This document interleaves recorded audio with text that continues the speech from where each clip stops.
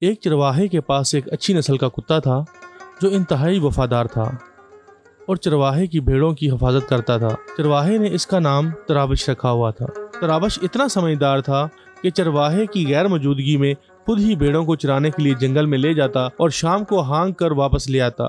چرواہے نے اس کتے کو بھیڑیے سے بچانے کے لیے اس کے گلے میں لوہے کا خول ڈال رکھا تھا تاکہ بھیڑیا حملہ بھی کرے تو اسے گردن سے نہ دبوچ سکے۔ ایک دن کتا بیمار ہو گیا۔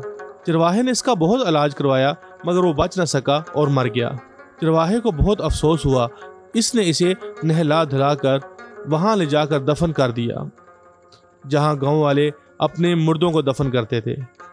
کچھ لوگوں نے قاضی کو شکایت کر دی کہ اس نامعقول چرواہے نے کتے کو وہاں دفن کر دیا ہے جہاں ہمارے آباء و اجداد دفن ہیں۔ قاضی نے جب یہ سنا تو اسے بہت غصہ آیا۔ اس نے چرواہے کو اپنی عدالت میں طلب کیا اور گرج کر کہا، او نامعقول انسان، تم نے یہ کیا کیا ہے؟ یہ بیہودہ حرکت کیوں کی تم نے؟ تمہیں اس کی کڑی سزا ملے گی۔ چرواہے نے ہاتھ جوڑ دیے اور کہا، حضور کیا بتاؤں، اس ترابش نام کے کتے نے میری کتنی خدمت کی۔ اس نے مجھے جو سکھ دیا اس کے بدلے میں نے 30 بھیڑیں اس کے نام کر دی تھیں۔ ترابش نے مرنے سے پہلے مجھ سے کہا تھا کہ 10 بھیڑیں فروخت کر کے میرے کفن دفن پر لگا دینا اور 10 بیچ کر اس کی قیمت غریبوں میں بانٹ دینا۔ قاضی نے کہا، یہ تو 20 ہوئیں، باقی 10 کہاں ہیں؟ چرواہے نے کہا، جناب میرے کتے نے ان کے بارے میں مجھے کچھ نہیں بتایا، تاہم میں نے یہ فیصلہ کیا ہے کہ یہ 10 بھیڑیں میں آپ جیسے نیک اور ایماندار شخص کو نظر کر دوں۔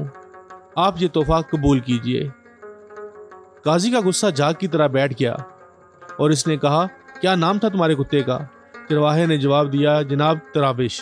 قاضی نے دعا کے لیے ہاتھ اٹھائے اور کہا، میں سب کو حکم دیتا ہوں کہ میرے ساتھ ہاتھ اٹھا کر ترابش کے لیے دعا کرے۔